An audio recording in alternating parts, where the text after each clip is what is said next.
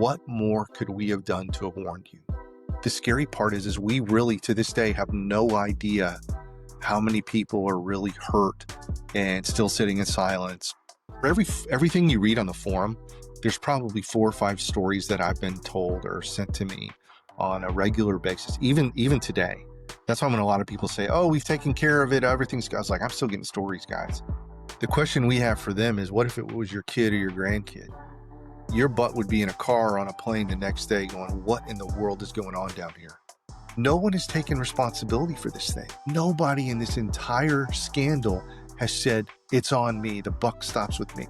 Daniel Savala was taken care of. There's new leadership at AGUSM and there's new leadership at Chi Alpha. What more do you want? Welcome to the Minor Prophets Podcast. I'm JonMark Baker, and in this episode, I interviewed Ron Bloomingkemper, who is one of the primary whistleblowers as it pertains to an organization called Chi Alpha. Now, Chi Alpha is part of the Assemblies of God. I used to be a Chi Alpha missionary, and I'm still an Assemblies of God credential holder. And within this organization at Sam Houston State, there was a man named Daniel Savala, who was a serial sexual predator. And he was promoted by and protected by the organization there in Sam Houston. But that protection and the lack of accountability really went all the way to the top of the organization of Chi Alpha and to the top of the Assemblies of God. Now, there have been many changes that have been made, but Ron is still blowing the whistle and he's calling for more changes. So we have a dialogue about what Ron is actually calling for and the secret to why he feels such responsibility for blowing the whistle, because for him, this is personal. And so I encourage you, if you're part of Chi Alpha, if you're part of the Assemblies of God, to watch this with an open mind and to seriously consider these questions. Now, I'll say this for those watching. We can talk about this organization, Chi Alpha, as though it is just evil. But the reality is, like, Chi Alpha is full of some of the most amazing men and women of God that I know. And that's what makes some of these cases so confusing and perplexing. The reality is Chi Alpha in the whole is doing great things for the kingdom of God and making disciples who love God with all their hearts. But there may still be some issues at play. And so without further ado, here's my interview with Ron Bloomingkemper.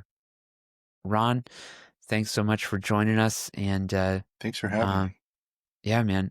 Can you give us a brief introduction to who you are and then sort of walk us through how you became involved with Daniel Savala and Chi Alpha? I introduce myself now, which is crazy, because I'm a graphic designer that puts pedophiles in jail. And it's kind of a tongue-in-cheek thing, but it's such a crazy opener. You would never plan that out. I joke in art school, they're not like, okay, we're going to do our corporate identity. And then what we're going to do is we're going to go over here to this other room and learn about sexual abuse, trauma, and how to start a forum. It's like, there's no training. Everything I've learned has pretty much been from my own trauma. You know, it's in a spiritually abusive place and all that other kind of stuff. And then being in the ring the last 3 years, just getting thrown in it. It's something that you would never want or even wish upon somebody. But sometimes when one of my favorite quotes is, when God speaks, you just don't hesitate. Right. Yeah. So for those of you who may have no idea what we're talking about with this name, Chi Alpha and Daniel Savala, Chi Alpha is a campus ministry that's under the umbrella of the Assemblies of God, which is the organization that I belong to. It's a fellowship that's been around since 1916? I don't remember exactly. Chi Alpha or the Assemblies? No, the Assemblies of God. It's 100 years. Yeah, a little over 100 years. It is one of, if not the largest Pentecostal organizations in the world. And I have been raised in the Assemblies of God my whole life. In fact, third generation pastor of an Assemblies of God church on both sides of my family. So this is something that is sort of part of who I am and sort of the story of who I view myself as being is like, you're not just who you are, you're also part of your own community. And a small part of that has been part of the Assemblies of God. And so this is kind of a big deal for me personally. Now, in 2023, Ron starts his website. He exposes a man named Daniel Savala for SA of many young men, some including minors, and many victims have come forward. He is now in jail. Is he awaiting trial presently? Yeah. And so, but several ministers were allowing him to continue his abuse. I feel like this would be a good opportunity for an Assemblies of God minister to ask some questions of Ron, get his story, and then maybe ask some questions about how should the Assemblies of God respond. So, Ron, could you walk us through your story of how you got, why are you the guy? I connected with Daniel Savala in 1993. I believe I had just gotten back from a mission trip, spent the summer in Malaysia and Singapore with our church, and we were helping out with the youth at I won't mention the name of the church, but there was a number of speakers there, and Daniel was introduced by our, well, friend of mine who was the youth pastor there. And I'll never forget when he introduced him as the holiest man alive. And it's one of those things to where when you hear that, especially being, I think I was 21 or 22, probably, I don't know, somewhere around there. And me and a friend, Lewis, we were like, we got to get to know this guy. I mean, the holiest man alive, you got to get to know him. So that phrase came from Daniel's best friend, I found out, and just spent a number of months. I think he gave us his phone number, and I live in North Houston. He lives in downtown Houston. And so just started going over to his house, and anybody who knows Daniel, kind of knows the whole process. He's got this incredible room, all these books, um, kind of a hermit, but it's that old sage mentor, that kind of feel, 1970s music introduces you all this stuff. He really makes you feel incredible, that whole thing. And got to know him for a handful of years, and then decided to go to Sam Houston State University. I originally applied for art school. Some things happened, and it ended up not going. So went to my alma mater of my dad, and Daniel told me, he said, "Hey, make sure or see if they've got a Chi Alpha there." And I'm like, "What's Chi Alpha, like a fraternity?" And he's like, "No, no, no, it's a Christian organization." And that's about all he said. And he said, "I used to work there in Louisiana with this guy named Eric Truel," and told me that it's a great organization, blah, blah, blah. So long story short, I go up there, I found out there is a Chi Alpha, and pretty much get involved from day one. I think I went to their prayer.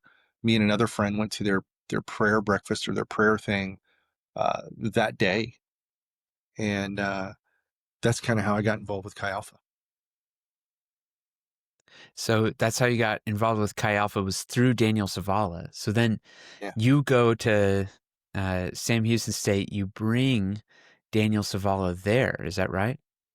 Yeah. The Daniel I considered a good friend, and you want to introduce him to everybody. I got pretty involved with the leadership there, and I told Eli Gotro, I said, "Man, you got to meet this guy," and promoted him. And at first he didn't want to meet him, and then I went back and told Daniel, I was like, "Man, he doesn't want to meet you." And that's when Daniel said, "Well, have him call Eric, and he'll vouch for me." So And Eli Gotro is the leader of Sam Houston State yeah, Chi Alpha. yeah. And then I think that was the year a lot of the main leaders were there at Sam, who made a career out of it, missionaries and campus pastors. And so, long story short, whatever Eric told Eli, he came back and said, "I want to meet him." And I called, set up the meeting, and we drove down there I don't remember when it was or how long after we talked, but one of those things I keep telling people I'll never forget. When we went down there, Daniel came to the door with a towel around him, like he just got out of the shower. And I can remember the look on Eli's face. I'm just like, dude, you knew we were coming. Why would you just get out of the shower? And looking back, it's the whole grooming thing. Um, you see all these Easter eggs, the grooming techniques and things like that. Now that you're looking back, knowing what to look for. Back then, you just kind of trust your leadership. Like, oh man, they vouch for him. These are the people that who are your pastors or your friends, and they're more, mature spiritually than you are. So you just listen to them. A lot of times you'll have those gut feelings, which I did have, but you just brush them off as it's the devil or, that kind of stuff. So that's how Eli and Daniel hooked up. And then kind of blurry after that. I mean, Daniel came up a few times, and he actually brought Eli Stewart one time from Alaska. And there's some pictures that were circulating. That was the night that had happened. And Daniel talked up the boys in Alaska like crazy, who he was discipling, and that was So, his home church. He used to say that's my home church up there. so Daniel, he had roots in Alaska. You introduced Eli Stewart. He became one of the key Chi Alpha leaders that eventually became very much involved in the cover-up of abuse of Daniel Savala. Daniel, he's got this mystique about him. He's called the holiest man alive. He travels all over the world. He doesn't Yeah, seem to have a job. he's never had a job. I think when he was younger, I remember talking to him. He had a job doing. I don't even remember what it was. I used to ask him, "Have you ever had a girlfriend?" Oh no, the Lord has me, whatever. And and I even asked him one time, I says, "Are you credentialed with anybody?" Even though that was not a big thing. I just was like, "Do you have your papers?" And I'll never forget. I think we were in Galveston when he told me, maybe. And he goes, "I'm not a dog. I don't need papers." And mm, as a kid, you think that's funny, but then looking back, you're like, "Oh, okay." The dude yeah, never I had. don't need accountability. Yeah, the dude had roots Yeah, nowhere. And right. So, so he has no roots. He's described as the holiest man alive. We were talking earlier, and you mentioned something that stuck out to me. You said that you had never actually heard him pray. Is that right? let's start over. So yeah, thinking back, I've never really heard him, maybe once or twice, but I remember he used to say, "Hey, will you sing or will you pray?" And I remember one time I asked him to pray for me. He's like, "No, I'm not going to do it. You're going to do whatever you want to do." I thought that was weird. And when we would pray for food and stuff, he would always do these fake prayers like, "Oh, Mother of God." No, he'd say, "Oh, Mary, Mother of God, Spouse of the Holy Spirit." And everybody'd laugh. And he always tried to play that I'm not religious. I'm going to break down that fourth wall and, be that guy. And so, no, I never really saw him pray. And I never saw him read the Bible. He always read a lot of different books, but I just don't ever remember him picking up a Bible. And I knew him since 93 to 97. So he becomes really ingratiated into the culture of Chi Alpha at Sam Houston State, which becomes kind of the flagship Chi Alpha for the whole nation. Eli Gotro. I heard him preach once at a SALT conference up here in sort of the northern part of the States. And he could preach the paint off the walls. I mean, I remember to this day some of the points that he made that I think were really impactful, talking about what love looks like in community. And so, Eli was really lauded as an influential leader. In fact, he won an award at the General Council in 2021. Is that right? Um, uh, yeah, You talking about Eli 2021. Gotro? Mm-hmm. Oh, Eli yeah. Gotro. There's awards. It was the Young Influencers Award or something like that they gave him. He would um, later be defrocked at the next by the time of the next General Yeah. Council. So um, this is not an insignificant ministry. It's becomes the largest Chi Alpha in the world. It's like over 1,000 students. Yeah. at its peak.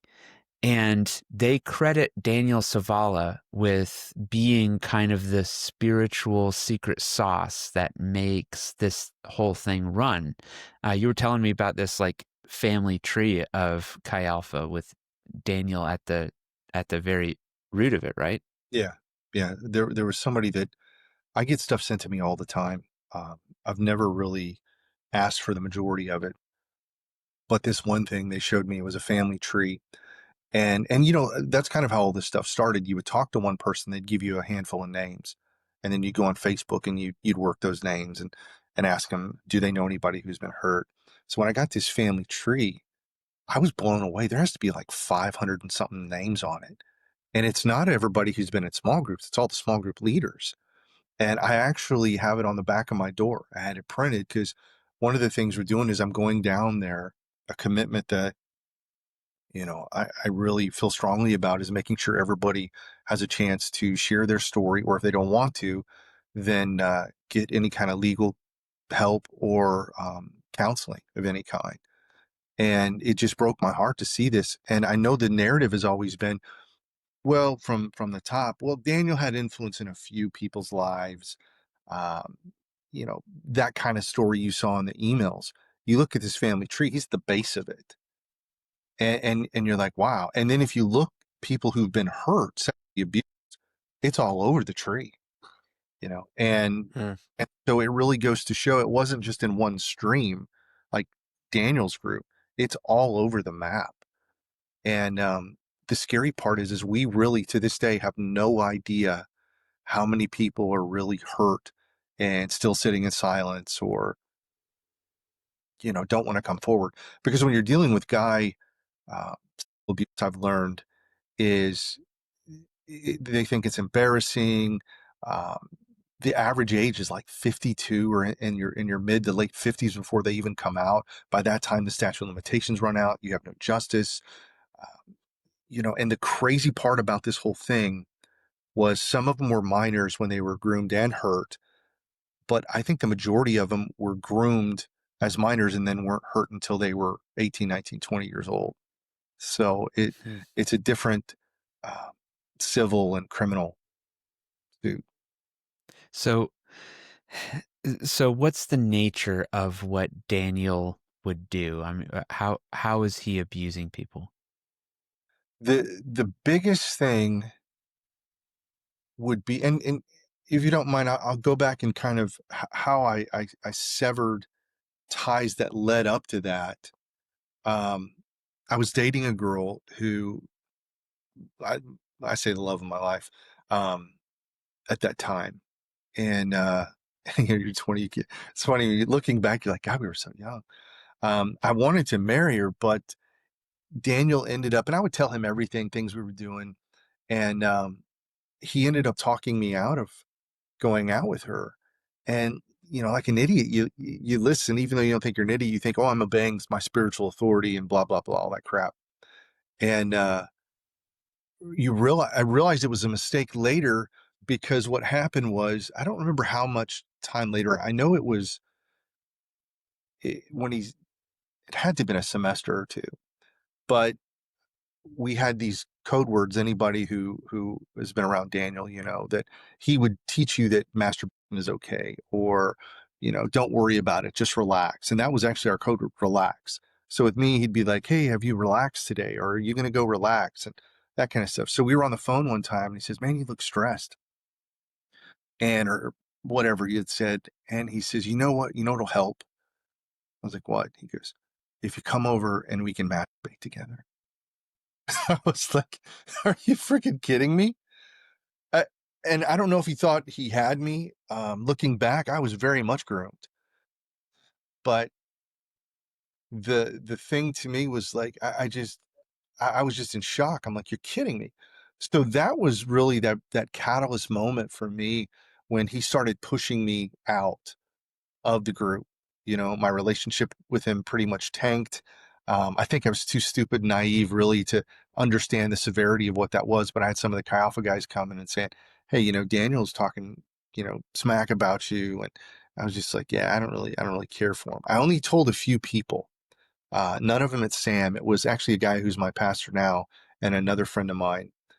And there were people in our lives back then who tried to warn us, but they wouldn't listen. You know, some of the people we were around were just like, "Oh no, Daniel's Daniel, and he's awesome, and this and that." And he's like, "No, there's something up with that guy." So when that happened, I think it was '98, where it just got too much. You know, this guy I considered a best friend and a mentor ends up rejecting you. The church I was going at was pretty spiritually abusive. And then I started getting these panic attacks, and I pretty much had a nervous breakdown. It's the best way I could explain it, and spent probably 3 or 4 months in bed.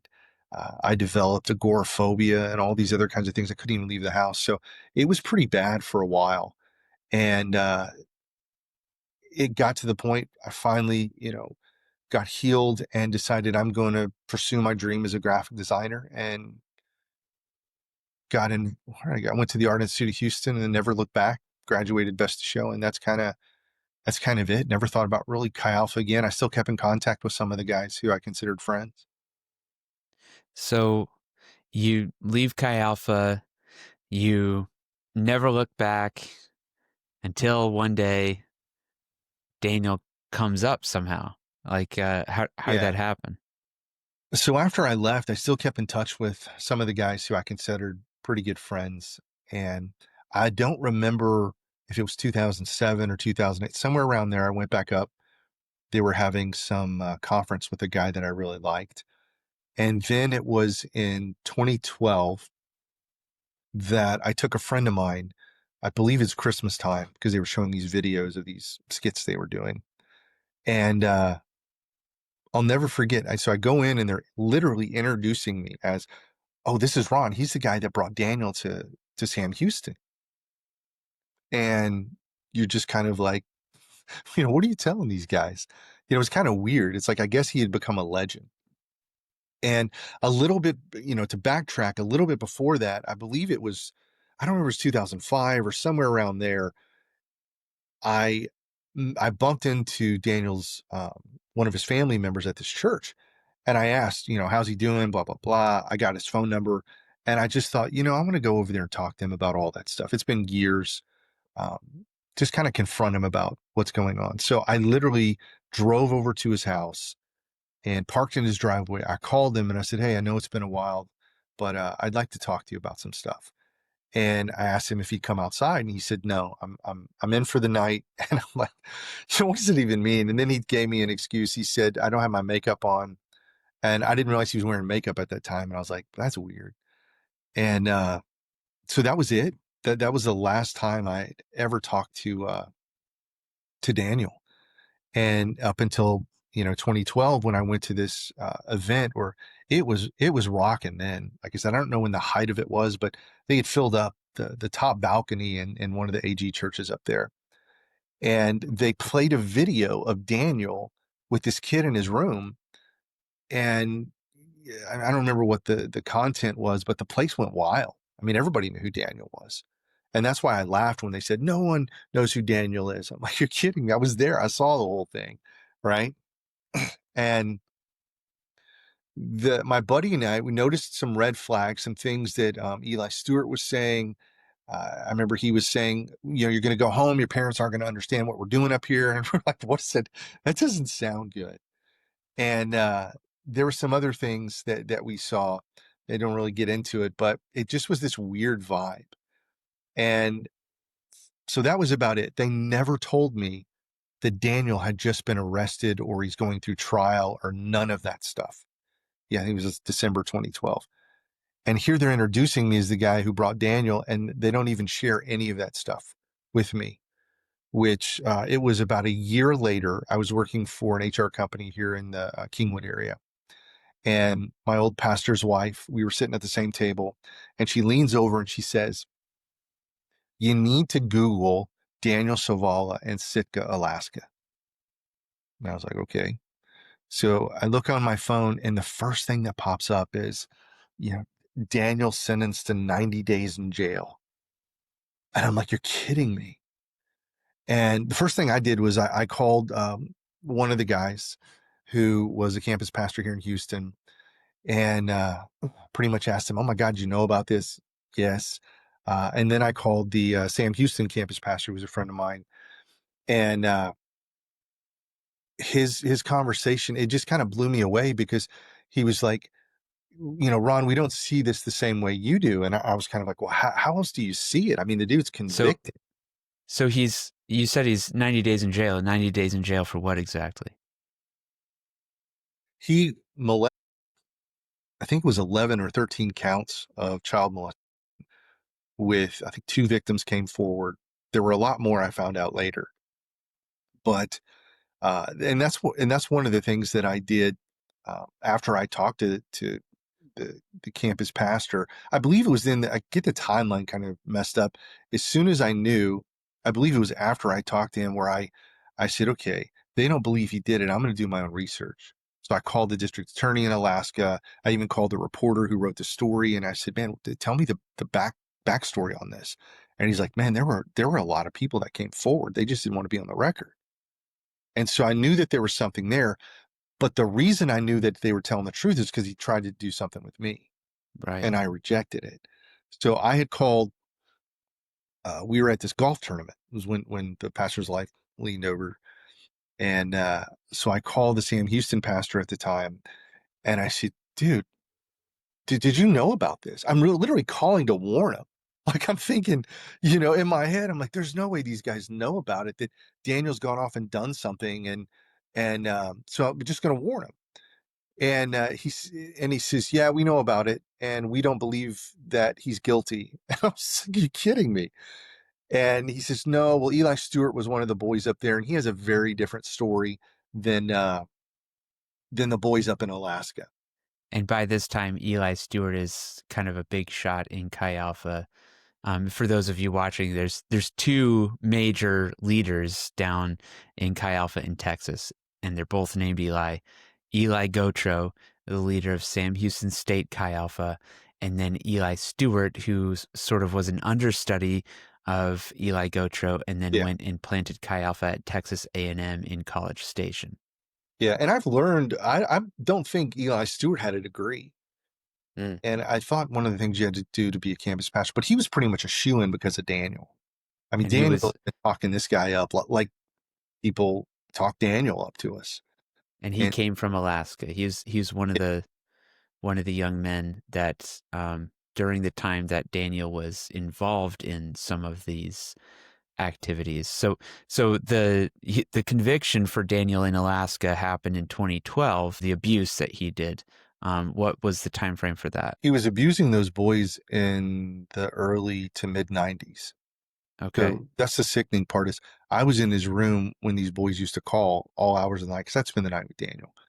And he's like, "Oh, those are my boys in Alaska." I was like, "How old are they?" They're calling pretty late. And he's just like, "Oh, it's okay. I'm just kind of like their, you know, whatever, uncle, mentor." I don't remember what he said. And yeah, so it was around the early 90s was when I believe he was hurting those guys. 95, 96, 94, somewhere around there. So so he's ingratiating himself into these ministries, endearing himself to young men, inviting them over to his house, and then offering to engage in inappropriate sexual activities. But it goes beyond that. NBC released a report with Joseph Cleveland, who talked about um, him forcing certain sex acts. And it's Well, the big thing is, like I said, it's the grooming thing. We don't know how long Daniel's been doing this, who his first victim was. I actually had somebody reach out to me and say I'm probably one of Daniel's first guys from the early 80s, I believe. I believe that's when it was. hmm, For everything you read on the forum, there's probably 4 or 5 stories that I've been told or sent to me on a regular basis, even today. That's why when a lot of people say, "Oh, we've taken care of it, everything's," I was like, "I'm still getting stories, guys, of the spiritual abuse." And hmm. actually today I got one, it's crazy, of the sexual abuse. The guy saw something, and we found out there's some other guys in a different school where they're not ready to come out yet. So uh, the crazy part was when I um, was doing all the research, somebody told me about Grace, and I called them, interviewed with him, and I said, "Hey, listen, this is my case, blah blah blah, all this stuff." And I told him the And story about Daniel, and I'll never forget that the counselor, whoever I was talking to, said, "You probably have 1,000 victims." I was like, geez. "Are you kidding me?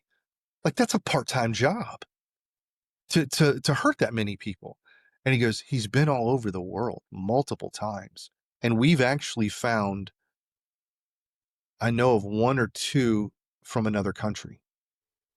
And we don't even talk about the ones who've actually hurt themselves, or are still dealing with that stuff that happened to them. And So, go ahead. uh, no, you go ahead. No, I was going to say, so the grooming thing is, we don't know when he started hurting people. I do know Daniel was hurt himself, from talking to some people who knew him early on. Even though that's no excuse, it's one of those things to where I don't know how long he had been doing it, but I mean, he had his grooming thing pretty well down.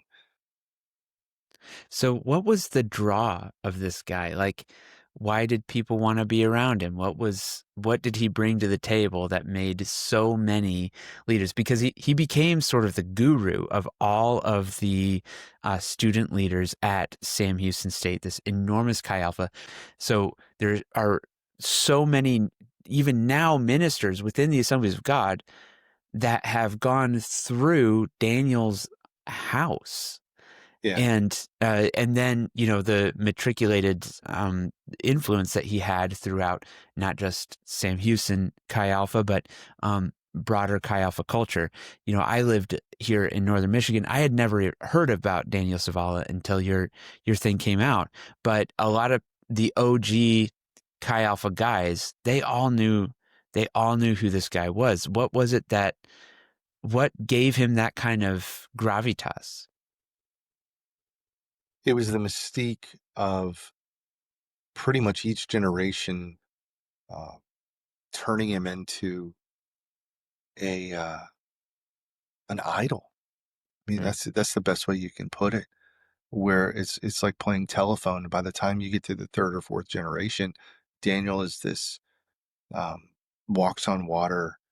You hear the stories of, oh, he prayed for someone and their legs grew back, or whatever the story they were telling. I'm like, what? I've never heard of anything like that. And it just got, yeah. And to be honest, that is what I'm personally working on to find out that answer. How in the world could you take a group of guys? A lot of these guys were new Christians, so they're pretty much, they'll. It's not that they'll believe anything, but they're fresh slates Yeah. to start pouring into. But that said, you have a group of Christians who go from, I always say, Jesus loves me, the basis of Christianity, to now we're going to get in a sauna and get nude and jerk off in front of one another, or have nude Bible studies, or whatever this stuff. Nudity is unity. I'm like, how in the world did that jump take place? That's A to Z. I want to know all the in between of what it took. And it seems to me that Chi Alpha, or the assemblies, is not interested in answering that question. That's not going to be fixed by policy procedures. Right. I mean, that's a deep dive. And going back, the thing that so frustrated me, that I think the narrative that has been put upon me is I'm trying to take Daniel down and take anybody else, was when at that golf tournament, when I called, um, I want to mention his name, but when I called the Sam Houston pastor, I told him, I told him my story pretty much, and this is kind of what set me off. And he said, "We don't believe Daniel did that." And I said, "I'll tell you, I believe every one of those guys in Alaska, because he tried to do something similar with me." And you would think, as a friend, they would go, "Holy crap, I'm so sorry. Maybe there's something to this." Have some kind of objectivity of going, "Wow." just blew me off. And that's the part that I didn't understand, and I snapped. And I didn't even remember what I said after that. I have an audio recording of this campus pastor talking to a few interns. And it wasn't until I heard that audio that I realized, you know, I went to this punch drunk rage and I cussed the guy out. And I'm taking Daniel down, and whoever else, I didn't know, I have a clue what I was saying. I was just all those years of bitterness and hurt and anger and betrayal and, being rejected by the guy who you considered your brother or spiritual father. I didn't realize how much I kept that down. And Mm. I hung up with him. Eli Stewart calls me and basically says, "Hey, let me tell you the story." He tells me the story about Daniel falling on the sword, these guys up in Alaska. Literally, the story was they were rebuked as kids or whatever in the youth group. They held a grudge. They waited all these years. They want to get back at Daniel. And so they make up this story that he sexually abused them. And I remember telling him, that's the stupidest story I've ever heard in my life. No one is dumb enough to believe that someone's going to wreck their life, their family, their career, and just make up a story like, guys don't do that. I was molested by my mentor. Right. And you're not going to believe it because you have your own experience of him trying to do it to you. Well, that's the thing. I told him that, and he flipped the story. And then now I'm which is classic gaslighting. Oh, now I'm the problem because I tried. He's like, well, why did you go back and try to talk to Daniel? I was like, I want to confront him. And You know what's funny is if you hadn't, then they would have gotten you, well, you didn't follow Matthew 18. I'm gonna make it easy. I gotta make a Matthew 18 teacher.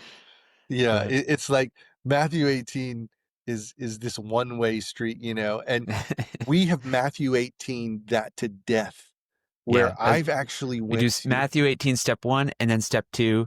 And then you can't go to step 3, which is bring him before the church. You just got to repeat step 1 and then step 2, and then repeat step 1 and then step 2. Yeah. Exactly. Well, I warned everybody I couldn't, and that's the thing that I keep telling people is what more could we have done to have warned you, right? They're painting this as these haters and these bitter and these angry. We love you. God loves you so much, he's not going to let you get away with this stuff, right? Sin's not going to be hidden forever. But I love those guys to death. I didn't realize they had blown me off until I heard this audio thing. I was like, oh, wow, Mm. that was news to me. But you called to warn them. It wasn't Mm. to try, so that's that narrative they have that there's this guy who's trying to take Chi Alpha down and he's been doing it for 10 years. No, the way that story went was as soon as we found out, right? Me and my friend Lewis, we went This on is this, 2013. 2013. We were like, okay, let's call everybody we know. I called the district attorney. I tracked down survivors. I looked at the court reports. I figured out who the two guys were. I looked them up on Facebook. I was like, man, I should have gone to the FBI instead of be a graphic designer, but found everybody. Then I asked this guy who's in the Assemblies of God, I said, who do I talk to? And he goes, you need to talk to Tim Barker here in South Texas. I believe he just got voted in as the superintendent. That's right. And superintendent, that's the head of the district of South Texas, which is sort of like, if you think about Yeah. the Assemblies of God, the way that we're structured, it's almost kind of based upon the United States. Like you have districts that make up the constituency of the General Council of the Assemblies of God. So I call him. I can tell you where I was standing when I was talking to him. I was at work and it was a lunch break or something, and shared my whole story. And he was kind of blown away, like, well, who is this guy? And well, how did he get involved in the group? What church did he go to? Asked all these questions. I told him, man, nothing. He's a loner. And I don't remember the end of the conversation, but he said he would look into it. And I don't remember if it was 2 weeks or a few months, but I remember calling back, and I'll never forget because I said, hey, I talked to you whenever, and have you looked into the Daniel Savala thing? And he said, man, I completely forgot about that. Hmm. And that was like the nail in the coffin for me because I did everything I could. And I said, I'm done. And I remember going back to Lewis and I said, dude, there's nowhere else to go, right? We went to everybody we could go. We warned everybody we could. I found out some of the guys up in Alaska were even warning some of the people in Chi Alpha on one of the social media platforms. And I'll never forget what Lewis told me. He said, dude, if we stop now, how many more boys will be hurt? And that's always kind of haunted me a little bit. But I just remember going, dude, I'm having anxiety again. I haven't thought about the guy in years. This is just not going anywhere. And I forgot it. And it was just, until 10 years later. So in the meantime, though, circa 2018, there's a young woman who is writing emails to the Assemblies of God because she saw something. She's a Christian. She's former Chi Alpha. She's got connections to Chi Alpha at least, and she knows the head of Chi Alpha, National Chi Alpha, Scott Martin, or at least had met him, and she begins warning Scott Martin, and it escalates to the head of the national office, to the general secretary, which is Donna Barrett, and then to Doug Clay. You said there were 19 different email interactions between them. I looked it up the other day. I have so many documents, man. I have this Millinode board that I keep everything on. When reporters or attorneys, whoever, they're like, hey, they want to work with you, and I'll show them this board, and they're like, holy crud, this is crazy. Something we really don't talk about as well is I did go to the FBI, and they even looked at it and they were just like, wow, this is incredible. And we were reaching out to everybody at that time to look into the case. She had 19 different interactions, and that's something, like I mentioned, I've got so many documents that I completely forgot how many interactions there were. I mean, I have thousands and thousands and thousands of documents, whether they be handwritten notes. I have more interviews through Zoom. I mean, all this stuff. But that was a big thing to me when I went back and looked at all the emails, 19 different times that she warned them, or they had this conversation with them. And that doesn't include the people I've spoken to who said, hey, well, I told them in 2017, or I told them in 2015. I did one in 2019. 2020. So it seemed like every year somebody was warned. 2016, they did a Title IX at Sam Houston. So there's several warnings. I just want to take a little look at one of the emails. I think this is the first email that she sent to Scott Martin in March of 2018. So this is the email. I'm not going to read the whole thing, but this is the email from the concerned citizen. She's just scrolling Facebook one day, and she sees a picture of Daniel Savala with somebody else that she knows on Facebook. Well, she happens to be friends with the people that Daniel Savala had abused in Alaska. She knows what's going on. She knows who this guy is, and she sees that he is connected. She's trying to do the same thing you had been trying to do. Yeah. It turns out other people had been trying to do. So she lays out some things, this is an email to Scott Martin, who is the head of Chi Alpha at the time. She says this: Mr. Savala is a convicted and registered sex offender for abusing minors who were under his leadership while he was a youth pastor in Clover Pass, Ketchikan, Alaska. I have very dear friends who were SA'd by him. He was charged and convicted. He is listed on the sex offender registry with the state of Texas, including his address and what he was convicted for. From what I understand, he served a 90-day prison sentence and is required to check in every year for the rest of his life for his crimes. After confirming his identity with the family of the victims, I was able to personally view his information on the Texas SOR website. And so she begins to lay out to Scott Martin exactly the relationship that Mr. Savala has with Sam Houston. It seems as though there's no way Scott Martin doesn't already know who Daniel Savala is and his relationship to Sam Houston. But then she says this: when I presented this information to blank, he asked Mr. Jason Bell, his friend and Chi Alpha pastor on staff. Apparently, the university had been notified and a letter of some sort was read to the students.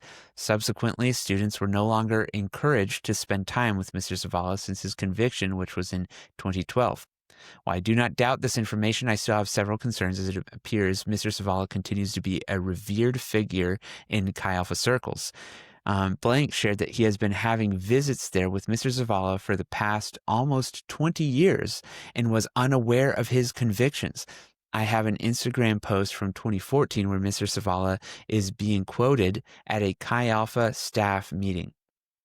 I also have a link to a 2017 Chi Alpha breakaway where a minister in Indiana who is trained in Houston is giving Mr. Zavala a platform with a favorite quote attributed to him. So that would have been, I would probably would have been at that training. I think everybody was there. Yeah, and that's the $1 million question is, why didn't he know that Daniel was a registered sex offender? And that's the question that I am waiting to have somebody answer. I know when they knew, the head of Chi Alpha and Eli and all those guys. I want to know why they chose to not tell everybody. When was that? Because there's people who've been hurt who went to Chi Alpha leadership and said, hey man, Daniel did this to me. And they weren't believed. And the people they went to were never told about Daniel. So you've got how many people, I call it a conspiracy, not a conspiracy, but conspired to not tell anybody. They didn't even tell me. You think they would have taken me aside and go, dude, I just want to tell you Daniel's this or that, or, he got arrested. But they chose, if they chose not to tell anybody, that's on them. And so that's what I'm curious, who knew and how many leaders and why they didn't tell. Like, So she's pretty persistent. If you read this email, she walks them through exactly how they should respond. Yeah. And so that's in March 26th. June 1st, this is after several responses, it sounds like. There is a response from Scott Martin, and it says this: since Mr. Zavala is not an Assemblies of God minister, neither is he an affiliate of Chi Alpha, and the facts of his conviction are reported publicly, no further actions will be taken on our part beyond what I have previously explained. So that's pretty adamant, right? He basically says, I interviewed Eli, Gotro, and Stewart, and they said Daniel's cool. Yeah. And they read the email or the letter that they're supposed to read, but also there's a story like he fell on his sword and it wasn't a real thing. And so they're going to continue to allow their students to go to Daniel's house, in spite of the fact that there is also a previous, in 2016, Title IX complaint from the university about I've talked to people that were in that meeting, and they said it wasn't taken seriously. They did tell some of the leaders, don't go hang out with Daniel. They say they're not actively sending people down there, but there's stories that contradict that as well. The crazy part about, they were told by the university, they were told by the dean, who also went to an Assembly of God church and was their faculty advisor. So, I mean, these guys are full of conflict of interest. And some people that were in the room have told me, they were kind of like, oh, the devil's trying to hurt Daniel, guys, stay away, blah, blah, blah. Again, those mixed signals at best, right? Like, devil's trying to hurt Daniel, stay away. Yeah. Also what my issue would be is, let's say you have a campus pastor at another university who knows that they're taking people to Daniel, but they don't do anything. Oh, but I'm clean. No, you're not. If you know that's happening, you make sure you stop it. Right. I mean, it's like, when I was interviewing Anthony Scoma, he said, he met with Eli Stewart, and he said, "Are you using your influence to send people to Daniels?" He goes, "Well, I work with adults. We really can't tell adults what to do." And he laughed. Especially the last 3 years, Chi Alpha leadership tells everybody what to do. You're right. And that's the one thing they're not going to tell you to do. Don't go see a registered sex offender, right? The question we have for them is, what if it was your kid or your grandkid? Your butt would be in a car on a plane the next day going, what in the world is going on down here? If you fast forward 2012, or 2013 gave up, we try to think for like 6 months. And I actually found out that there may be a few people from my church in the 90s who were molested by Daniel. I mean, this stuff is popping up. Like I said, it is heartbreaking. But I read a thing the other day. I forgot which abuse organization it was. It says the average pedophile hurts 150 people in their life.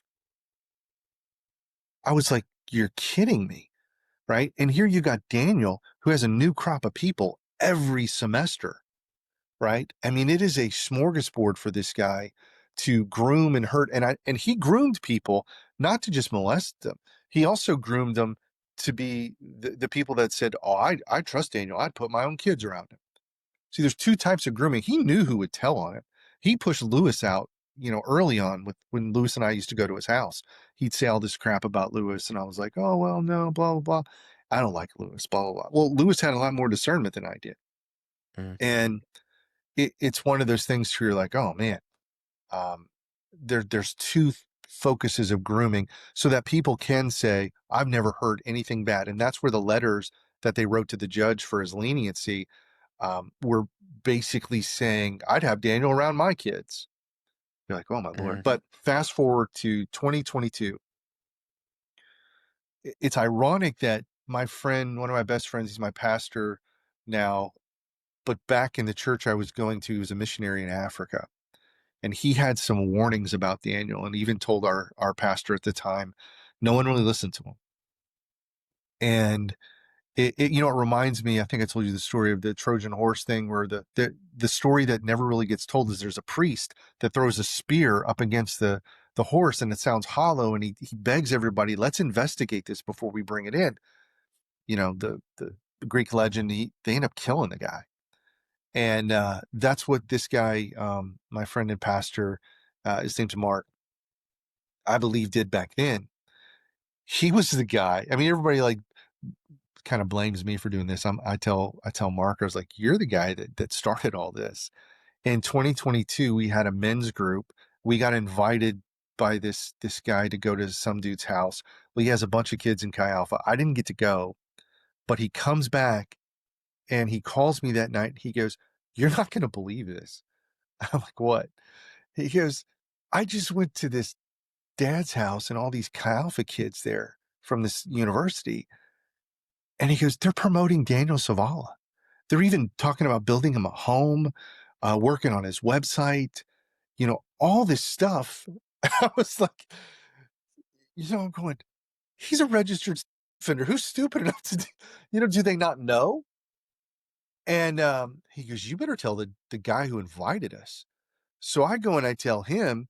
He goes, "Holy crud, I'm supporting somebody that goes to Sam Houston, who's an intern there." And he was worried about him. And then he goes, "You got to tell the dad." And I remember going, "You tell him." It's one of those things from like, look, I don't want to be involved in this. I've spent most of my life trying to get healed from it and not think about Chi Alpha and all that kind of stuff. So I agree. We go to the church, and it's so crazy because I sat through the service. The dad was leading worship.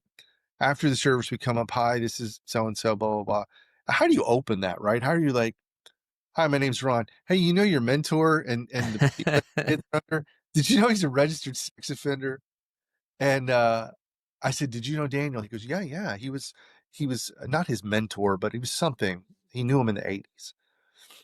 And I said, "Do you know he's a registered sex offender?" And he goes, "What?" His wife's looking at me. I said, "Yeah."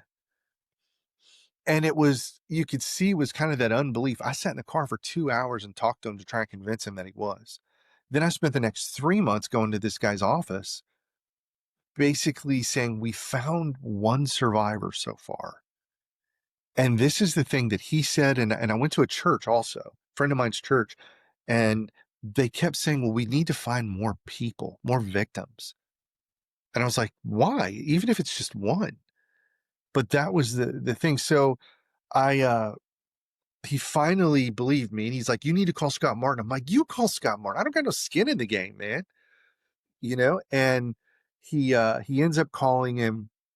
I said, you need to tell, I'm not going to mention who these guys are, but you need to tell the person who is leading in Chi Alpha, one of his kids. And he finally does. And I'll never forget this. It's like stuck in my mind. I said, what do they say? And they said, they don't want to hear anything bad about their leader because they have to submit to him. And I'm like, that's a cult. I hate to tell you this, but that's not even, that's off the reservation with spiritual authority. Don't tell me anything bad about my leader because I have to submit to him. Right. So there was a number of things that happened, which I finally am like, okay, Lord, God alone with God. And what am I supposed to do with all this stuff? Right. I had been healed. I didn't really want anything to do with it. And I opened up to the book of Nahum, and I've and the crazy part is I'm telling this story with you. I haven't really told my story because it hadn't been about me. It's just been, I'll be in the back, doing this. But I had a pastor the other day tell me, he said, Ron, nobody knows who you are. Nobody knows your whole story. You were a Chi Alpha kid. You're one of us, one of us. Um, they think you're just some outside guy. And he goes, when I tell people your story, they're like, oh, well, we thought he was just some rogue guy that hates, so-and-so, and he's trying to hurt us. He goes, no. And I haven't done a very good job sharing my story because I've been like, look, it's not about me, but it's time. And I appreciate the opportunity of doing this. I probably need to do it on my own. But you're so busy helping other people. So anyway, leads me to the book of Nahum. And as I'm reading just the introduction, the first line was, sin will not stay hidden any longer. And it's like God hit me like a ton of bricks. And as I'm reading this, it is literally exposing everything. Like he's saying, I'm going to come, I'm going to expose. You can put it up on your podcast. I'll send you the JPEG, and you can read it yourself. And you're like, oh my gosh. And at the end, I'm like, okay. And I get on Facebook, and as I'm scrolling, there's a friend of mine, and he's standing in front of this, excuse me, old tomb looking thing. He's dressed like Indiana Jones. I was like, where in the world is this guy at? And as I'm reading the bottom part, he says, I'm standing in Alaquash or Nineveh at the grave of Nahum. And you're like, oh, okay. God was just speaking to me in the book, and now you're standing there. I'm like, okay, maybe it's a confirmation. And I prayed, and I remember very strongly, God put on my heart, he just said, listen to what I tell you to do and obey. And I was like, okay, what do I do first? And I heard, call Alaska. And I called the church up there, got in contact with Clint, who's the youth pastor. We sat in a car and talked for, well over an hour. And he told me the whole story. And I remember him telling me that he goes, I don't think I'm ever going to see justice for these boys in Alaska in my life. And that really stuck with me. So I even had a guy who confronted Eli Stewart, some dad, and he called me and he said, look, Eli's repented. I want you to drop the case. I was like, this is not about me. It's bigger than Eli, right? And the dude, I took it as a threat. He goes, well, if you don't drop the case, you're the problem. And I'm like, you're kidding me, right? Even a guy at our men's meeting, he was an AG theologian. And when I first told him all this stuff, he's like, man, let's look into it. He goes to the South Texas conference, comes back a completely different guy, and starts telling me, hey, you're not in the Assemblies of God. You have no right to call out our dirty laundry. We deal with this stuff in-house. And I'm like, I'm sorry, I thought this was a body of Christ thing. I don't see you as an Assembly of God or a Baptist or what, it Right. it doesn't. So that kind of brings us up to, okay, Lord, I'm here. What do you want me to do? And that's when Clint led me to the guy who wrote the girls who wrote the emails. And I started talking to the people in Alaska, and there was like 14, 15 of these boys who were hurt. And one of the girls who works with us, her husband and her brother were hurt by Daniel. And you're like, good Lord. And that kind of started this whole journey of going, okay, that's how I got connected with Boz Tavidjan. The attorney is a leading attorney for church sex abuse cases. And he's been incredible. And I was like, okay, what do we do? I'm a graphic designer. I have no idea what I'm doing. So you're at the cusp of wanting to launch the forum. You have already warned Tim Barker twice, yourself 10 years previous. Now Daniel is in the North Texas district, and they're promoting him there through Eli Stewart. There had already been tons of warnings to Scott Martin and all the way up to Doug Clay, the superintendent of the Assemblies of God. They are all aware, and students, young people, are still going to Daniel's house. Nothing has been done. You find out what's going on. You call Alaska. You're like, okay, something's got to give. There's been enough warnings. I find out I'm not the only one who's been trying to blow the whistle. And so you talk to Boz. Boz tells you what? So before Boz, one of the girls who was an admin tells me about, Boz and get connected. She's actually the one that went on Reddit. I don't even know how to use Reddit. And puts out a thing. If you've been hurt by Daniel, please, we're here. Well, we got our first hit on there. And some guy said, Daniel screwed up my life. And you're probably looking for a story like mine. So I connected with him.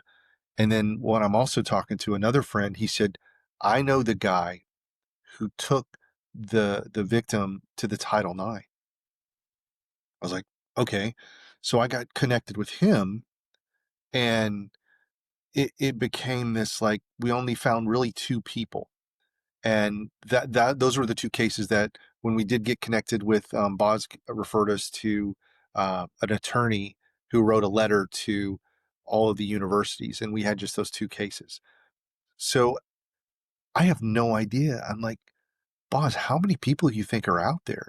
So Boz says, put up a forum, try that. He gave me a couple samples to look at. I went on, pretty much copied that and put it up. And again, this has just been word of mouth. And then Texas A&M, once we sent the letters out from the attorney, or the attorney sent to every Texas college, Texas A&M Battalion newspaper picked it up and wrote this incredible story.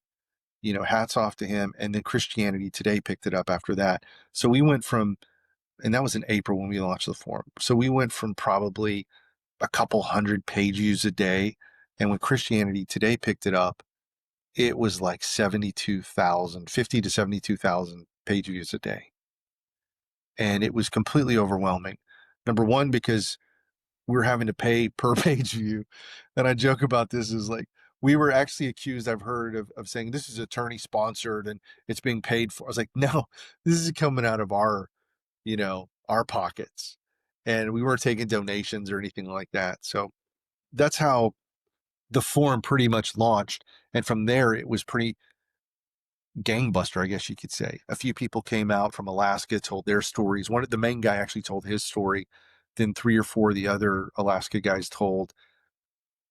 I believe there's a few people that told from Sam Houston, and it started happening, the sexual stories. And then that's when it turned into the spiritual abuse too, the gross spiritual abuse, which is still going on today. And I get emails and calls and stuff from all over the country, from coast to coast, Chi Alphas that are still dealing with just gross spiritual abuse. So your story goes live on Christianity Today. It blows up.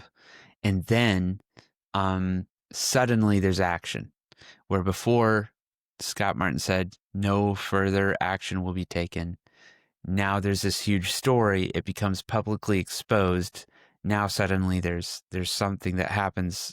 Eli Gotro gets fired. Eli Stewart gets fired, and they both get defrocked. Their credentials are pulled. Scott Martin is either forced to resign or resigns himself. I don't have direct knowledge of any of that. But he leaves. He's now on the mission field somewhere else. Yeah. And so suddenly there's a whole lot of action that gets taken.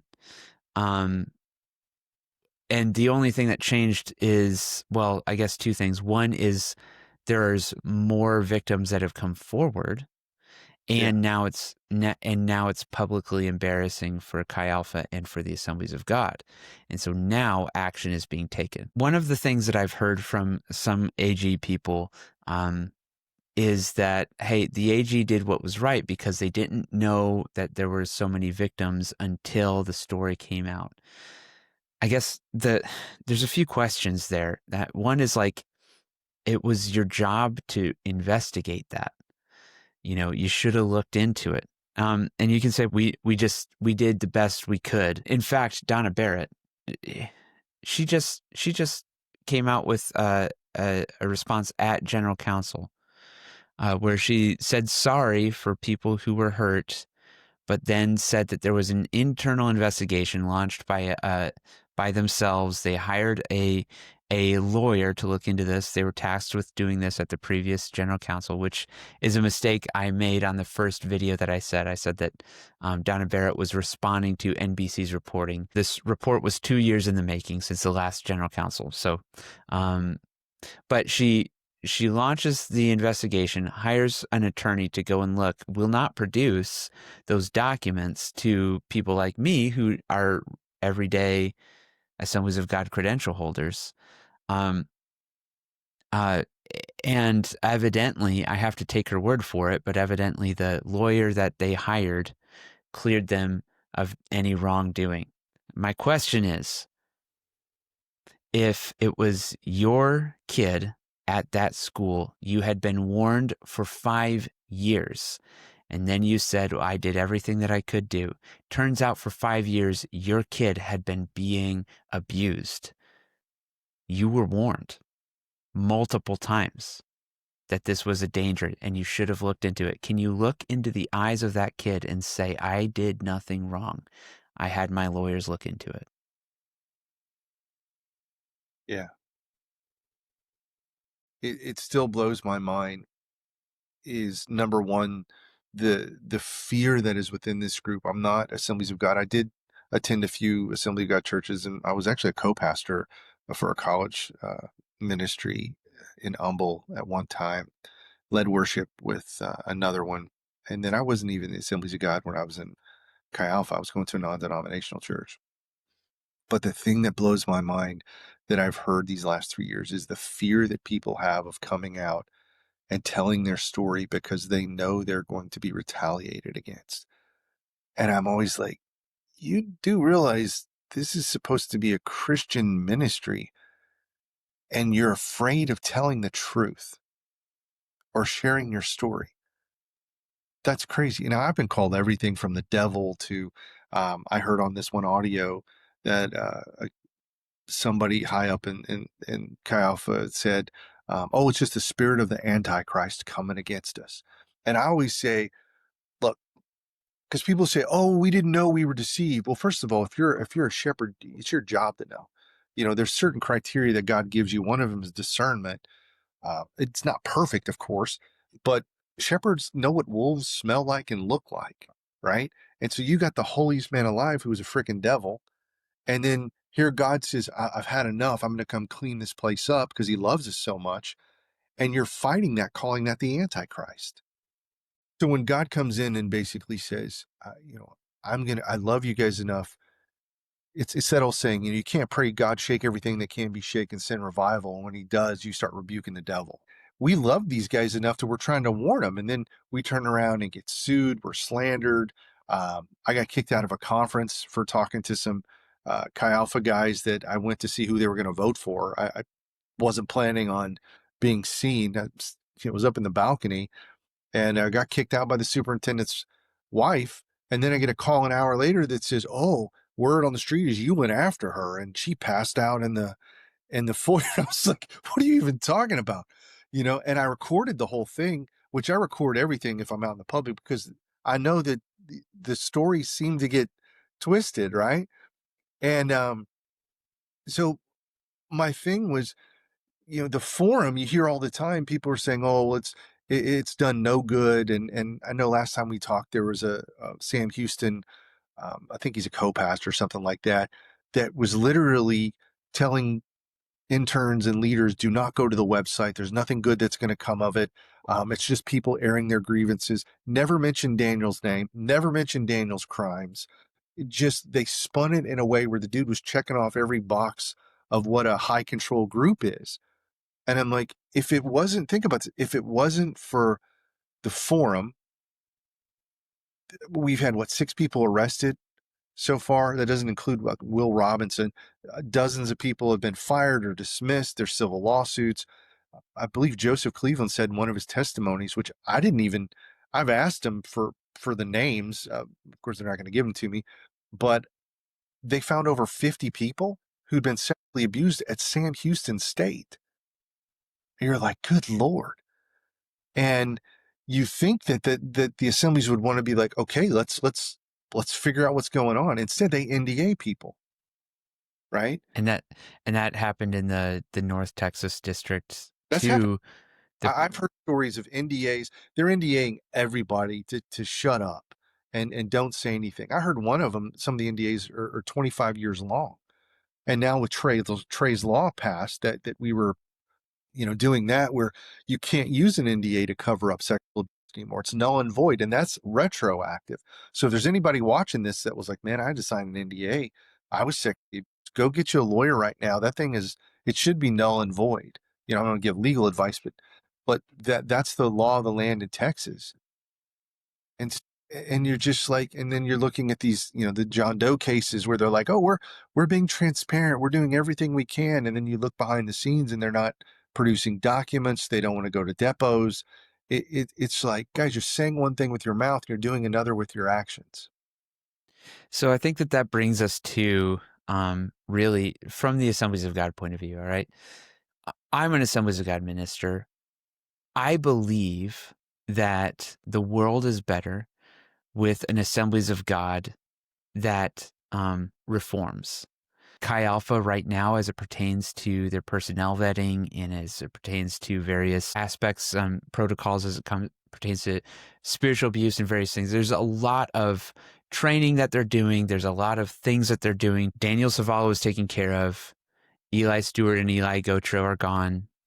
There's new leadership at AGUSM and there's new leadership at Chi Alpha.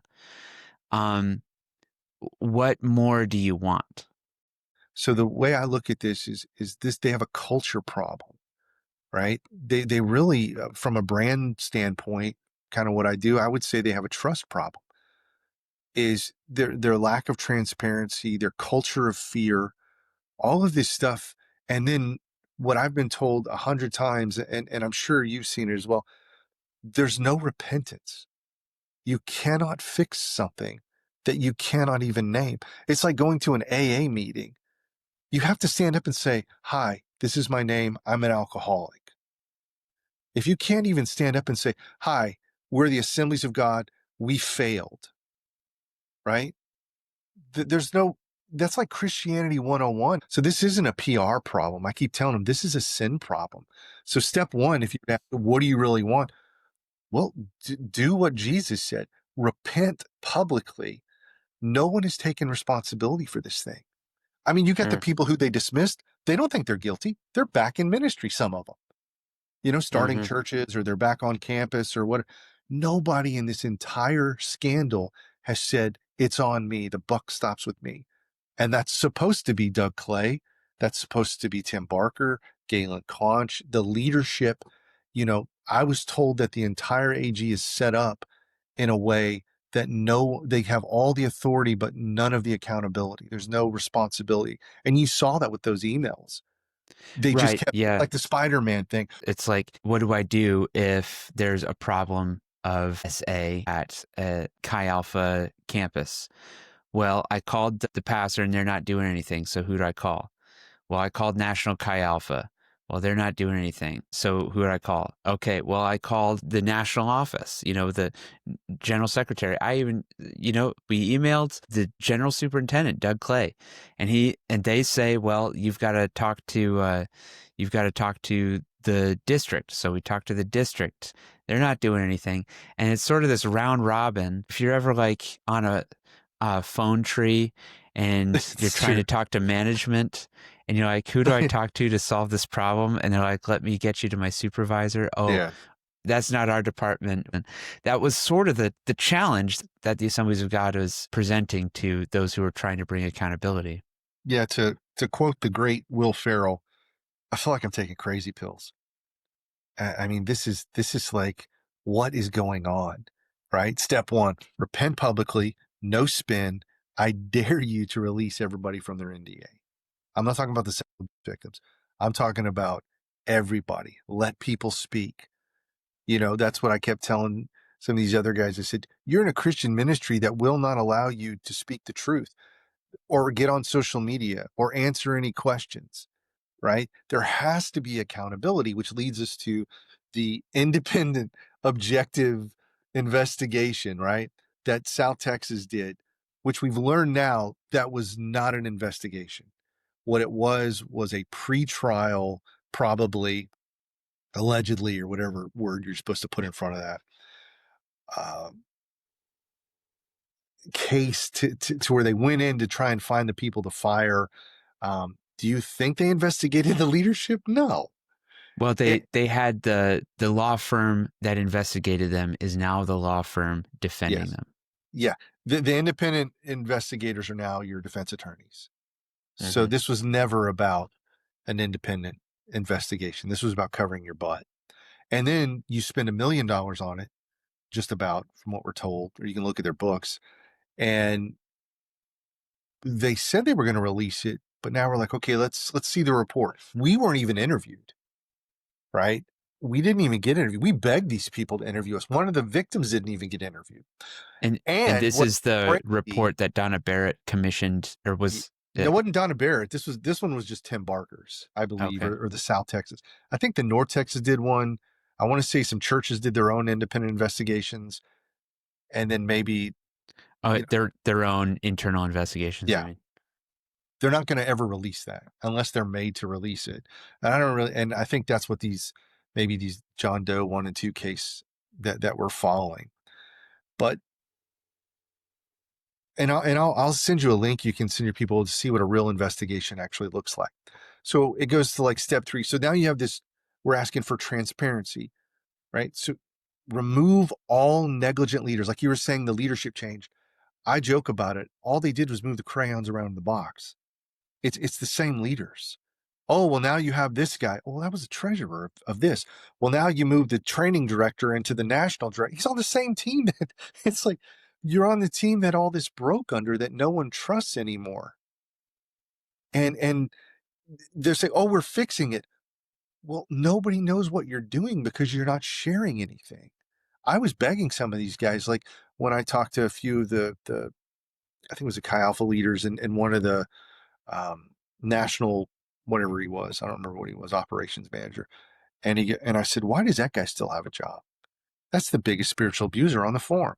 Why is he still employed? Well, he was vetted, and well, who vetted him? Well, I can't, we can't say, well, what was the criteria you used? And I would tell these other Chi Alpha people, I was like, are any of you guys curious? It's like, ask questions, push back. There was one of the Chi Alpha leaders who got fired, had called me when all this stuff was starting.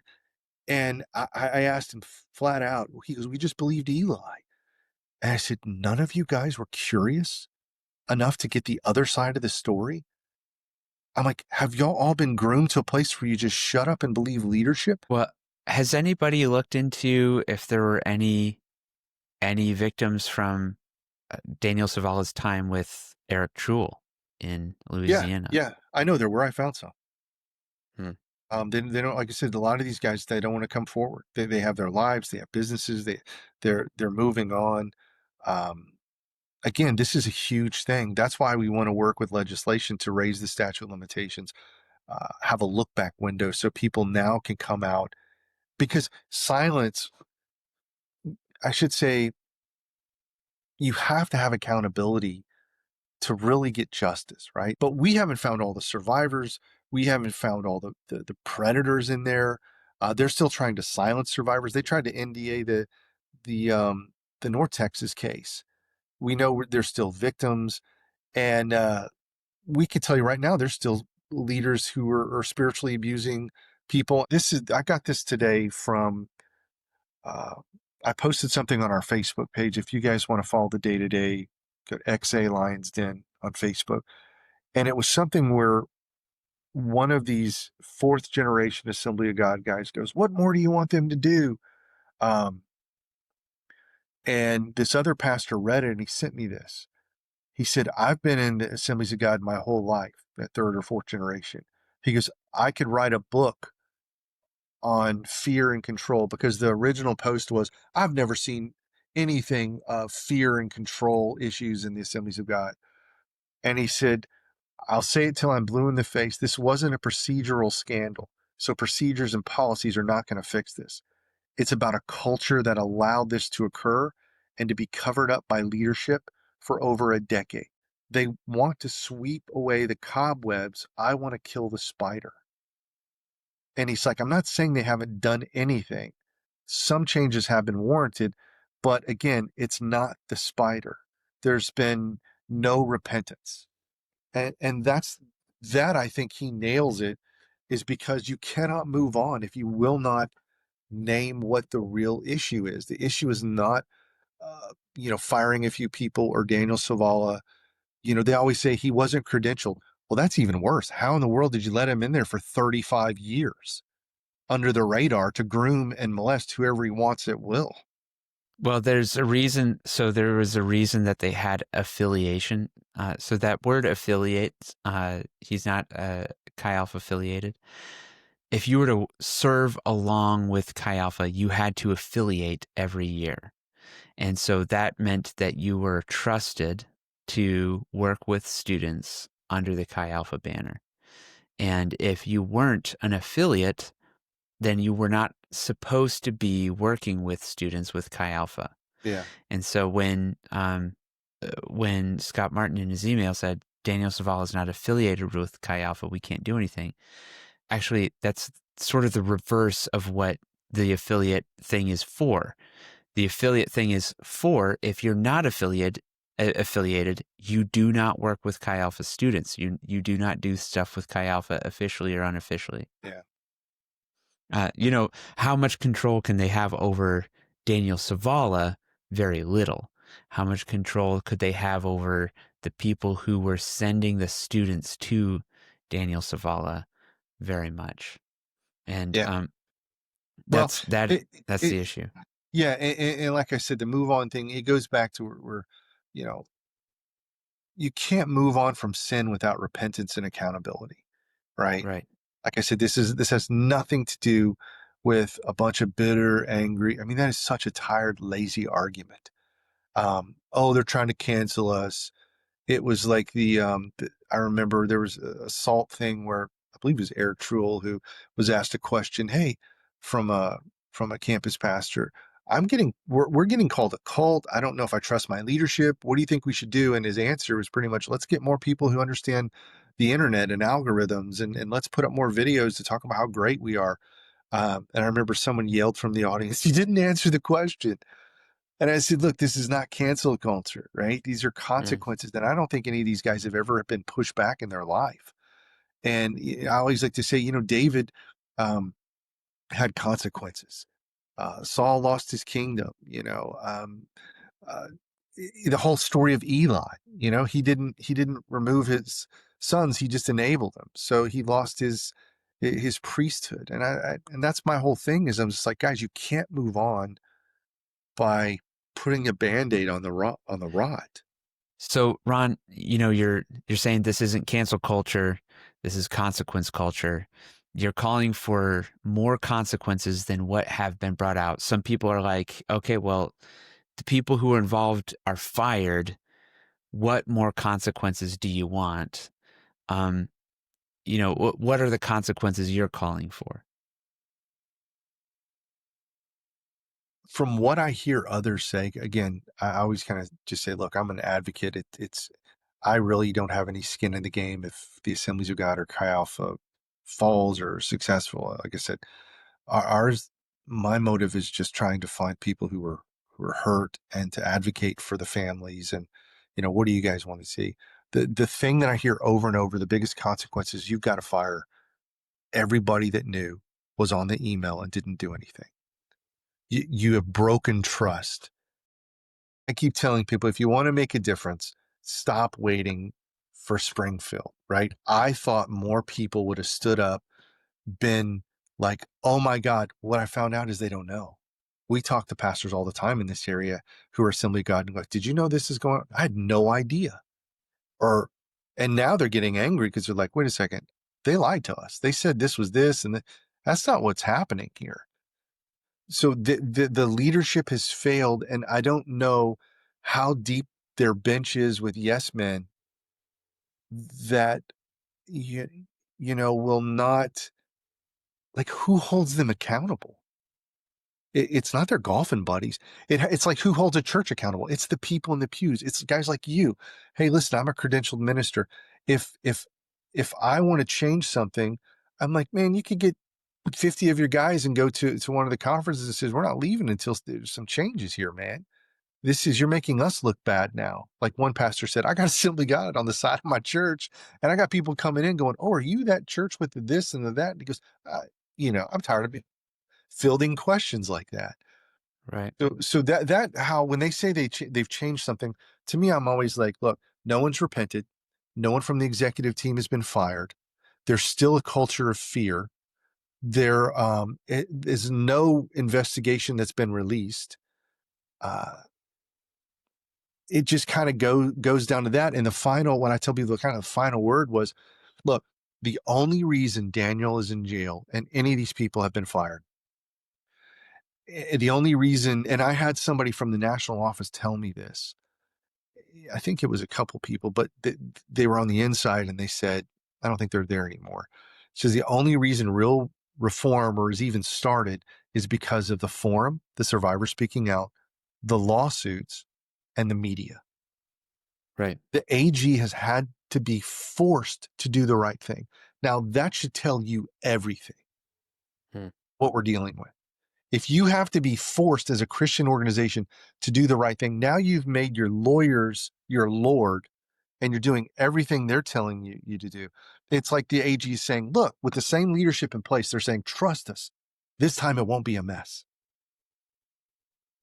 And you're going, there's so many scriptures that talk about really, exposing this and the shepherds that are doing certain things to the flock. And this is a time of correction. And I don't think that they've understood that yet. They're not going to move on from that. God's not going to let them move on because they made some policy changes that should have been there for the last 25 years. So we're rooting for guys like you and the assemblies to go, look, this denomination belongs to you, right? Go to the forum. There's all the stories. There's all the documents. We're following it. You could take that. The news media had to come in because no one internally would deal with it. It's like, hey, the Babylonians have broken in. The Assyrians have come in. You're exposed now. And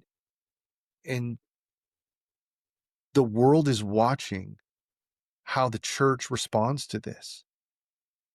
And so far, all they're doing is failing.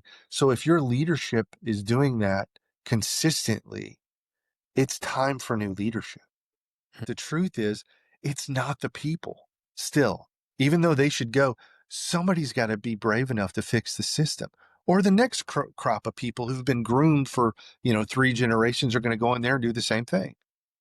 So when Chi Alpha says, hey, we're doing the we're trying to fix the system. We're implementing these changes. We're doing more of the the training on spiritual abuse. We're trying to change the culture. We've got a new director for Chi Alpha. We've got a new director for AGUSM. And all of the Chi Alpha directors who were part of the abuse down there in Texas have been gone. They would say, look, that's what we're doing. We're trying to change the culture. That's what we're trying to do. And what's your response to that? Honestly, I would love for somebody to tell me what they think the problem is. Lay it out. What do you think the real problem is? I had somebody say, well, the problem is we didn't vet well enough. You think that's the problem? A vetting problem, right? I mean, we're talking about the honor culture. We're talking about spiritual authority teaching. We're talking about don't touch the Lord's anointed, all these scriptures that have been taken out of context and used to manipulate and control people. The fear of if I speak out, I mean, these are deep-rooted cultural things that, and I could go on, and we are going to list them. We're going to talk about it. One of the things we want to do Mm-hmm. is pretty much say, look, maybe they don't know what the real problem is. Well, They're too ingrained in it. But I mean, the honor culture alone turned into idolatry, and that's still going on. sure. I will say that is something that is trying to be addressed, that specific thing from a cultural standpoint from National Chi Alpha. How long does it take to matriculate down to each Chi Alpha? I don't know. How many years does the same drum need to be beat until finally people start marching to it? It takes a little while, I like to say especially with a this. large organization. There's a lot of great people in Chi Alpha. I've met some of the best people, and they have good intentions, but I don't know it's going to take a move of God to fix this whole thing. But again, there's still no transparency. I would say this, I'm an Assemblies of God minister. When it comes to the cultural issues that you put forward, I'd like to do some more investigation, but I've talked to the people who are making those types of decisions. Some of the people who are actually doing the training.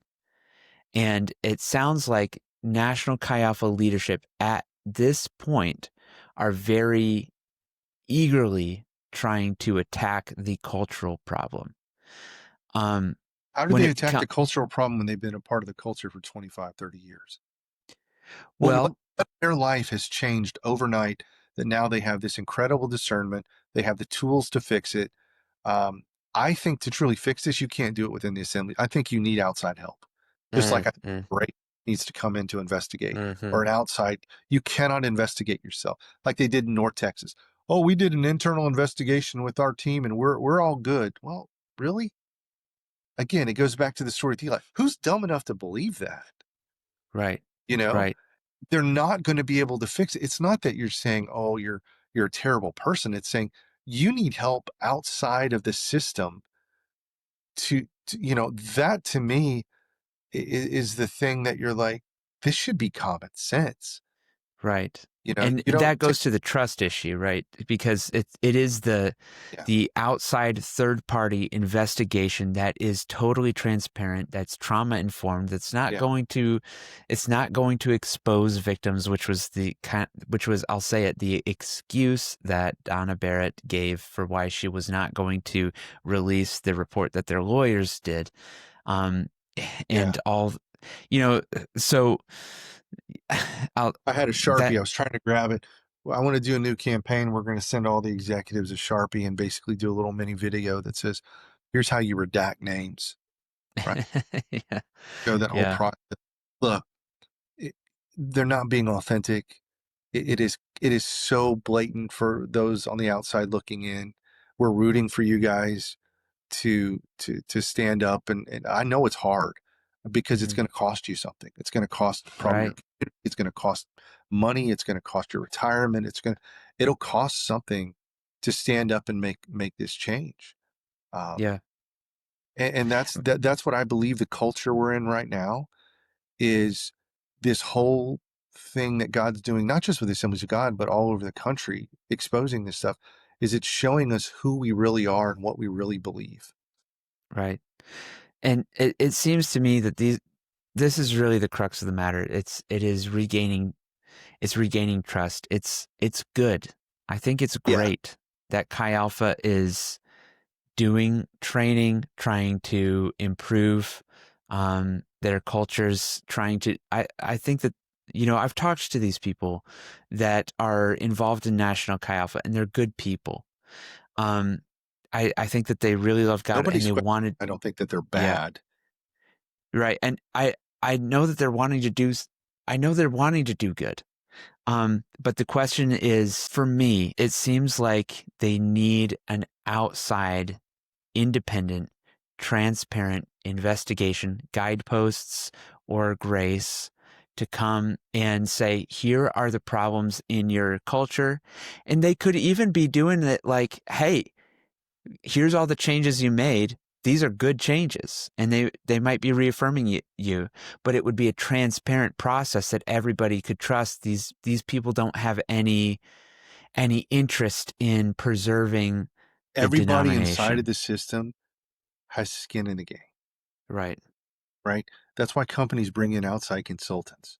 Yeah, that's why I couldn't do it, right? I'm No. like, I'm an Assemblies of God. I'm still an insider, and you need an outsider to come, and that goes to transparency, and that addresses the problem of trust.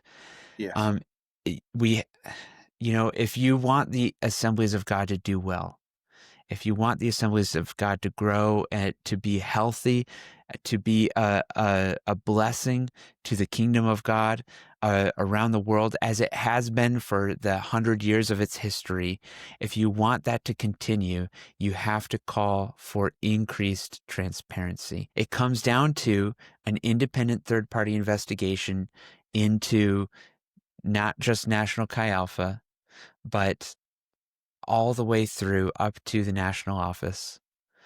In this situation, but there's also another situation which we cover in our other video about AGWM, and the rampant, which is Assemblies of God World Missions, and the spiritual abuse that is widespread. Everything needs to be put on the table. Everything.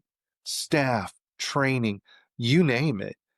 I mean, they would build trust if they would just go on Facebook and say, guys, this is what we're doing this week to change. But it's like pulling teeth to try and find out, what are you guys actually doing? They could be doing some good stuff. But in my opinion, you have some of the biggest spiritual abusers. Some of them were even put on the ballot to be voted on, and they're not going anywhere. I mean, in your opinion, what do you think, like, to wrap it up, the gist of all of this stuff, the message that you want people in the Assemblies of God to get is, in your opinion, like in mine, it's a choice.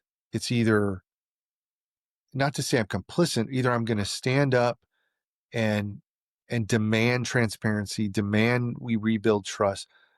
Start off, like I said, somebody said, I don't believe anything is changing in the Assemblies of God because there's been no repentance. Mm-hmm. You can't even get saved without taking responsibility and repenting of your sins. Why do I think you're going to change the denomination without doing that? Mm-hmm. You can't even Right. name what the problem was. Oh, it was Eli Stewart, or it was Daniel Savala. Come on. There was a girl, Erica Saviano, and she put out a statement apologizing to the victims. She worked for Assemblies of God U.S. Missions, which is the umbrella organization under which Chi Alpha resides, and so she worked with that department. And so she put out on Facebook a statement, and she said, "You may not ever get an excuseless apology from the leaders in the Assemblies of God. Uh, so I want to apologize as a member of Assemblies of God U.S. Missions." And she gave a humble apology. This was after Donna Barrett made the statement and said, we've cleared ourselves of any wrongdoing, but we're sorry to those who were hurt. And, it's more a sorry that you're hurt, not a sorry that we were negligent. Yeah. And in fact, we've looked into it and found that we aren't negligent. And so that's what prompted Erica's post. And then Erica, in turn, she had a long phone call with a guy who was her superior at Assemblies of God U.S. Missions. And it was cordial, it was nice, but it was repeatedly asked, do you still want to be part of this organization if you don't trust our leadership? Do you still want to be part of this organization if you don't trust our leadership? It's a great question. That's what everybody in the Assemblies of God should be asking right now. I want to be able to trust the leadership. And trust is earned through transparency. Yeah. And so this is my call to the Assemblies of God. Hire an independent third-party investigation. Guideposts, grace, to look into these things. And let's get to the bottom of it. Let's get to the truth. Let's show transparency in good faith for the sake of those who have been wounded, for the sake of those who no longer trust us, for the sake of those who have lost their faith, and they're like, these are Christians. These are the pastors who are supposed to tell me about who Jesus is, and this is what they're doing when their back's against the wall. I know that there's a cost to this. We could lose some lawsuits. It could cost us financially. My question is this: who do we want to please? We spend all kinds of money sending out missionaries all over the world so that souls would be saved and so that Jesus could come and bring healing to those who are broken. Why don't we consider it worth the cost to bring healing to those who are wounded by our own hands? And so that's my appeal. Let's humble ourselves. Let's show transparency by having a third-party investigation look into this, and let's publicly repent for any wrongdoing that we know that we've done. As Christians, we're called to pick up our cross. There's a cost to it. People used to say, well, salvation's a free gift. It's not a free gift. It'll cost you your life. Mm-hmm. And following Jesus will cost you something. Yet I always say they can't even apologize, but they need to. It's almost like they've just lost their way. Either they're deceived really bad and they need help, or they're, I don't say evil, but it's like, you can't be doing this on purpose, right?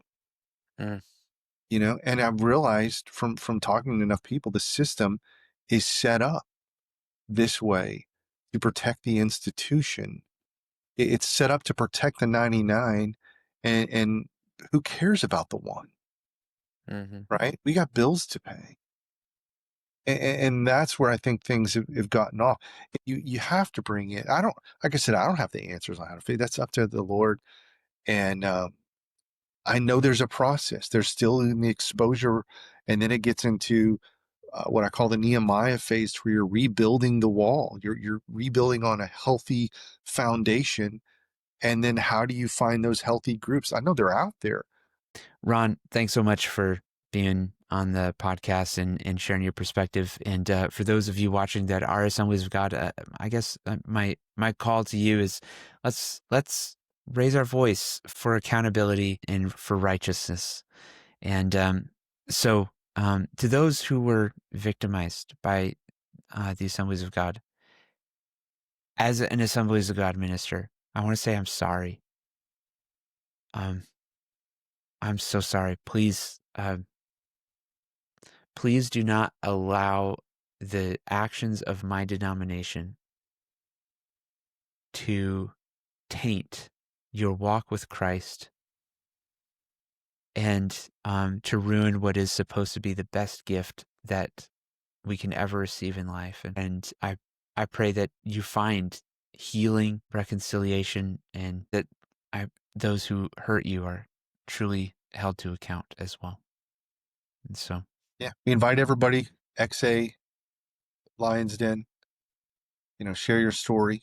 If you have something that you want to remain anonymous, but you want to have an attorney look at your case, we're there for that.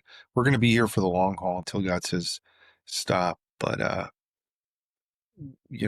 goal is to make sure every student has the tools and the resources that they can recognize abuse, they can uh, resist it, spot it, resist it, and then report it. And that's something, we're rooting for people. I'm not rooting for an organization or the Assemblies of God. I'm rooting for the people in it. Like I said, that's just a logo, man. It's about community. And so yeah, I appreciate you allowing me to share. And I know yeah, there's going to be a lot more of this, but anybody can reach out. If they ever have a question, just give me a call. yeah. Well, thank you guys for watching. And pray, please just pray for us. If you're watching this and you're not part of the Assemblies of God in any way, and you have nothing to do with this, we could use your prayer. Thank you. And pray for Ron. And Yeah. Nobody, this isn't something that you're like, hey, you know what I want to do? I want to lose all my friends. I want to get sued. I want to be on the phone from 7 till midnight, listening to trauma stories that I have no training in hearing, and then be called the devil, the antichrist. Everybody questions your motives. Again, this isn't a bunch of bitter, angry people trying to hurt whatever. These are people that love people, and they want to see the best, and they want to see God's reputation not tainted as well, because the world is watching.